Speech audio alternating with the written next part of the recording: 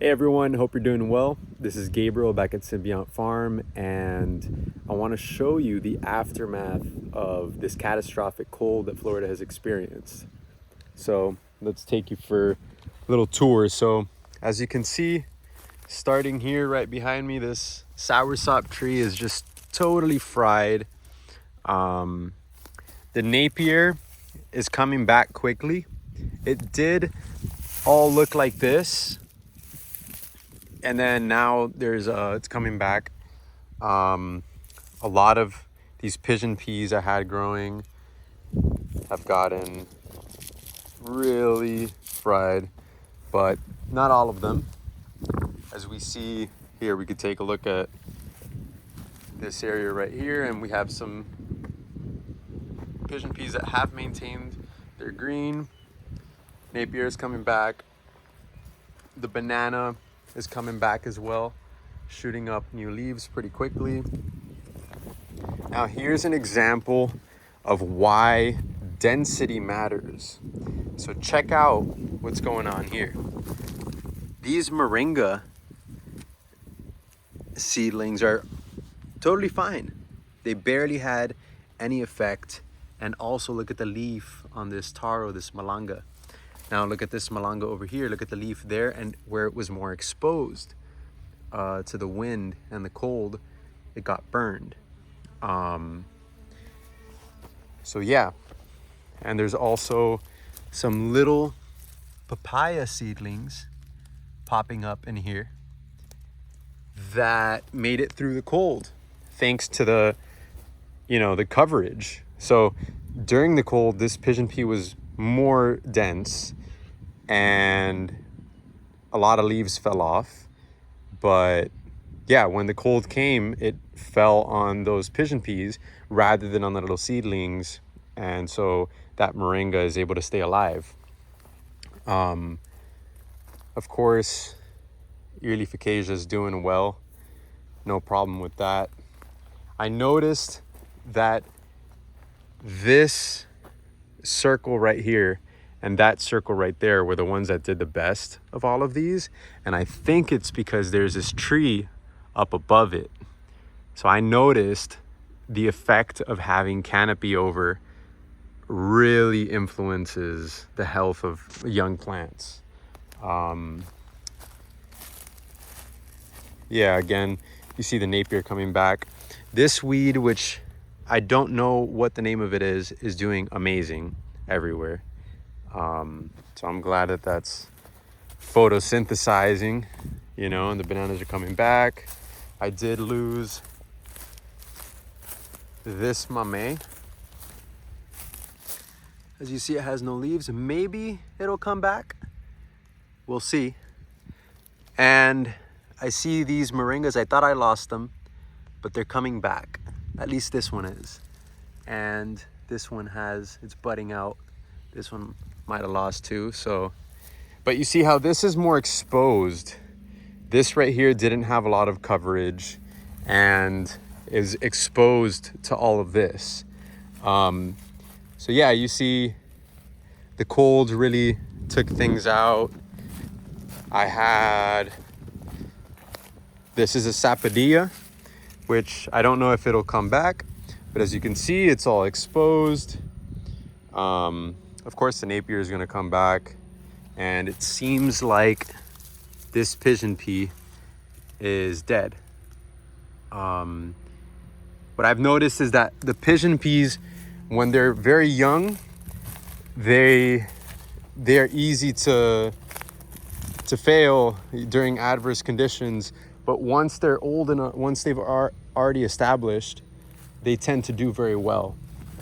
So here this Mame Americana might come back. I see there's still some green on this leaf, but we'll see. We'll see in a couple weeks. Carimbia is doing well. Well, I mean, relatively, like it still has green on it. The banana's coming back. This banana's coming back. This Brazilian pepper is doing amazing.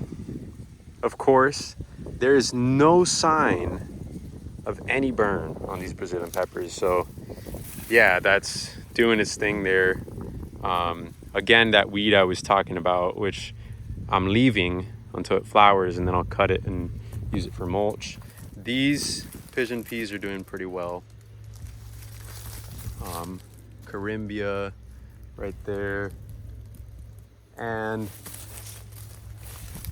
oh look, little rabbit. This mango, I don't know if it'll make it. I was really hoping that this would make it, because this was a lemon meringue graft that I had. This one is not the graft, this is just the seedling, so I might just scrap that. We'll see. But yeah, lost this soursop. These pigeon peas made it through. The papayas just totally lost all their leaves, and they're putting out new growth, so that's nice. This is my little composting circle. So my food scraps, I put them in 5-gallon buckets, and when I'm done, I put it in here. So these papayas hopefully will get a lot of nutrition. Again, all the burnt leaves, but they're coming back quickly, so that's good to see. Now check this out over here. So this is again that weed that I was talking about. It just grew perfectly in the middle. I had a soursop there, and I just left it because I loved how it was holding that. It was like a jacket around the soursop.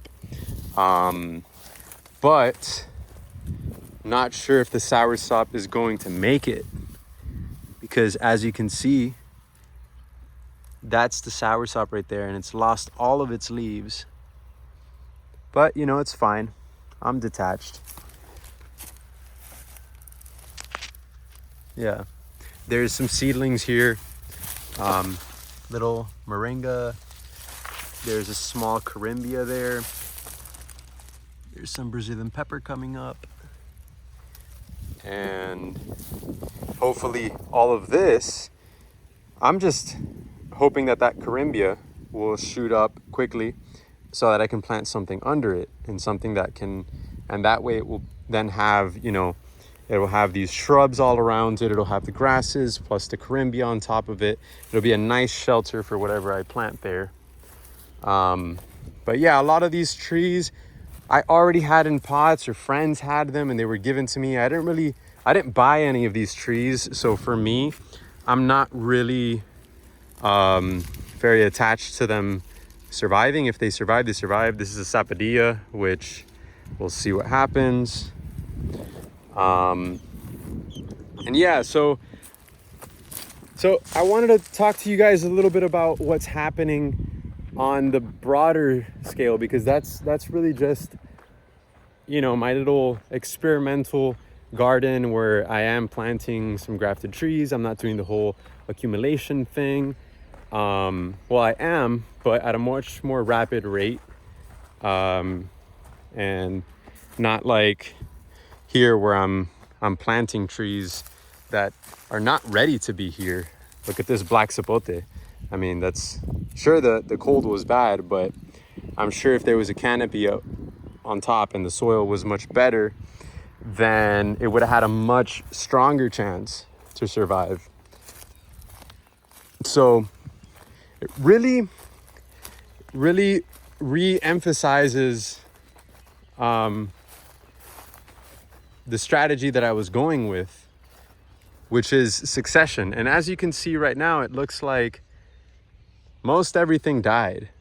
There wasn't a lot died before the cold, because I did plant late into the rainy season, and so I only got like the tail end of the rainy season. And so, you know, the pigeon peas didn't have enough time to establish.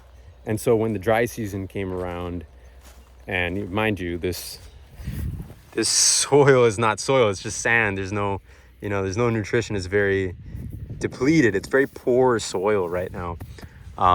So I'm this time around, I'm taking a different approach. I am putting mulch along each of the rows. What you see right here, This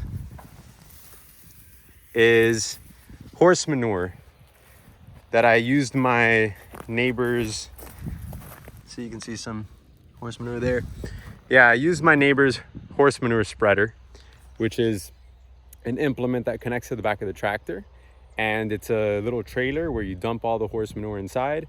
And while you're driving the tractor, it just flings the horse manure all around. So that's what I've done here. I've driven down these alleys and flung a bunch of horse manure all throughout the farm. And so the combination of this horse manure and the hay and wood chips, plus the mulch on the rows, will give a much better chance this year once the May comes around and the first rains. If I plant the seeds in that moment, it will give everything a much better chance to establish, to, you know, get the full benefit from the rainy season, to be able to ride out the dry season. Really, I'm just trying to reach escape velocity, essentially. If I can get past that hump where the grasses are established and the shrubs, you know, the pioneering species, then from there it's just about management and just keeping the ball rolling, and picking up speed. But yeah, so my plan with this is to plant sorghum Sudan grass and sun hemp in the alleys, and then to plant pigeon pea and some other pioneering species in there, but definitely at the very least just a whole infestation of pigeon pea in the, you know, in between the bananas. Now the bananas, see, this looks really dead, but you see this little bit of green right here? It's just starting to shoot up. Most of them look like that, if not better. So, you know, with bananas, I also got these for very cheap from friends and from community. So yeah, I have faith that they're just gonna sit there until they have more energy to grow, but their life is underground. And so something like this, you could run a tractor over all the bananas, you could mow them all to the ground, and they'll just come right back up. So yeah, the thing is just establishing pigeon pea and whatever else I want to plant in the middle to get a nice just hedge. You know, imagine all of these as hedges, and then grasses in the middle. The other thing I want to do is I want to use inoculants for the seeds. So pigeon pea is a nitrogen fixer, and so is sun hemp. And sorghum Sudan grass, not really, but either way, this inoculant helps. Having bacteria and microbes in the soil, they help the plants thrive and get the nutrients they need and everything. So if I coat the seeds in this inoculant, then they're gonna have a better chance to establish and also to fix nitrogen, because the more bacteria, so the way that these plants fix nitrogen is through a symbiotic relationship between the microbes and the plants. So if the plants don't have the right microbes to fix the nitrogen, then they're not going to fix the nitrogen. So, or they're going to fix very little. They might even take. So yeah, this is that's the plan, essentially, is to coat these seeds, broadcast them, and then drive over them with my neighbor has an aerator. So it's like a tank, a cylinder with these spikes, and that are meant to puncture the soil, but also you fill the tank with water, so it has weight. So that's the tool that I have at my disposal. So that's what I'm going to use. But the thing is that when you broadcast seeds, you want soil to seed ratio to be high, like the contact.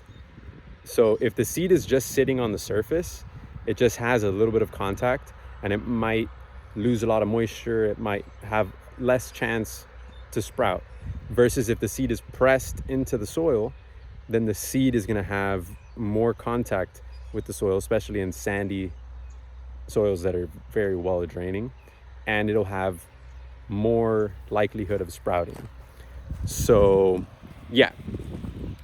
Now, looking further as what is the longer term goal of the alleys, my longer term goal in the alleys is to have Mombasa grass growing. So Mombasa is a perennial C4 grass, meaning it photosynthesizes at a very high rate.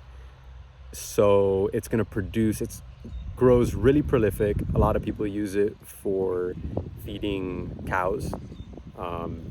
And now the thing is that grass is a little bit more difficult to establish.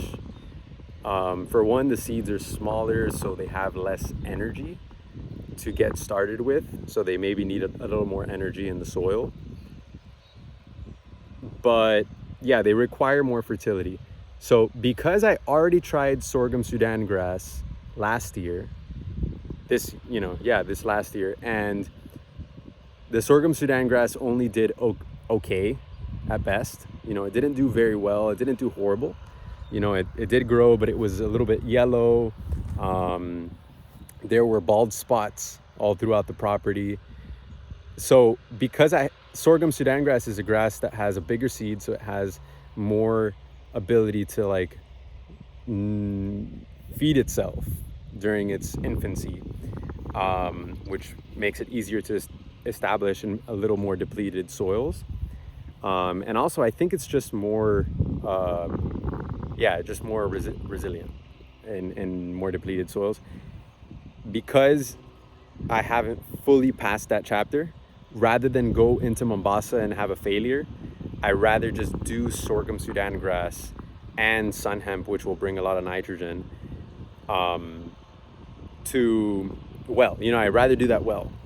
And then maybe next year, or whenever I see that those grasses are already very well established, then I can say, okay, I'm going to start spreading Mombasa seeds and shifting the pasture to a more perennial pasture. I'm not sure how long sorghum Sudan grass can stay in the system, meaning how many times I can cut it and it'll come back. I mean, the sorghum Sudan grass it's coming back here. I mean, this is one of the worst spots in the property in terms of fertility, and I'm trying to find an example to show you. I literally picked the worst spot. But yeah, the point is they're coming back. Here, this is little sorghum Sudan grass, and who knows, maybe once it sees some rain. I mean, we've seen a very bad drought. If some rain comes around, maybe it'll pick back up and it'll shoot new sprouts. But yeah, that's the vision for the farm coming this year. And I think we have a good chance to really establish that grass and shrubs well. And if I can do that, this is about building soil primarily, because what is the fruit? The fruit is the soil. The plant takes the soil and it turns it into food. And so if the soil is bad, then you're going to get survival fruit. You're not going to get thrival fruit, and so that's why I'm taking my time to build the soil. And I really get excited about the small wins. I mean, I did 2 cuts last year. I think it was 2 or 3 cuts. And now that biomass is on the floor. And it's not much, but remember, this property was totally tilled in May, and so this was a barren wasteland completely. It was just sand. There were 0 roots. So for it to go from that to, okay, there's some roots on the ground, that's a win, right? It's about moving succession forward towards higher and more complex forms of life. And as long as I'm doing that, it's okay. because it's a snowball. It picks up speed over time. It accelerates and just continues to accelerate infinitely if it's managed correctly. So yeah, I'm really excited for this year. I really have to make sure that I can spread this mulch through the whole property before May. So that's the thing, and collect the seeds and everything, prep the ground so that when the first rains of May come around, I can just plant everything at once and get the whole benefit of the rainy season. So yeah, that's what's happening here. And I wanna say that I feel really bad for what's happening to a lot of farmers, and I'm very grateful that I'm in the position that I am in right now, where I haven't lost a lot of investment, in the sense that I haven't put a lot of money into the plants. I've put a lot of money, the money that we've put in has been into infrastructure. It's been into grading the land. It's been into, like well, electricity, things that the cold didn't take away. But yeah, we are going through a big disturbance episode, and I know we're gonna bounce back, but it is a reminder that in farming, it's not like coding, where you put this code and you always get the same result. It's not a computer. There's so many variables in nature. There's so many microcycles and macro cycles that we are not even aware of. And so it's important to be flexible as a farmer. It's important to improvise and be present with the system. So I had a plan, when I got here that was totally different from what it is right now. But if I was really hard-headed and stuck in my ways, wanting to make it be that one thing that I envisioned in the beginning, it would lead to a lot of suffering, because there's a lot of attachment with that. And when we detach it in a healthy way, and we say, okay, well, I'm gonna flow with the changes that get thrown at me, with the challenges, then we can do something beautiful. Then we're dancing, is what we're doing. We're dancing through life. We're dancing with the farm, and making sure that to be able to dance and enjoy it, that we're not overextending ourselves and spending more than we're comfortable, making sure that we're going lean through life. And so, because when we're going lean and we're making decisions that are efficient, and leave space for flexibility, then when these changes come around, we can shift, right? So yeah, it's been a big lesson for me. It's been a big, it's re-emphasized what I was already intuitively going by. It's just given me an example of why I'm doing that, or a real example, a real scenario. So yeah, I'm really excited for what this year has to bring, and of course everything else. And peace, be well.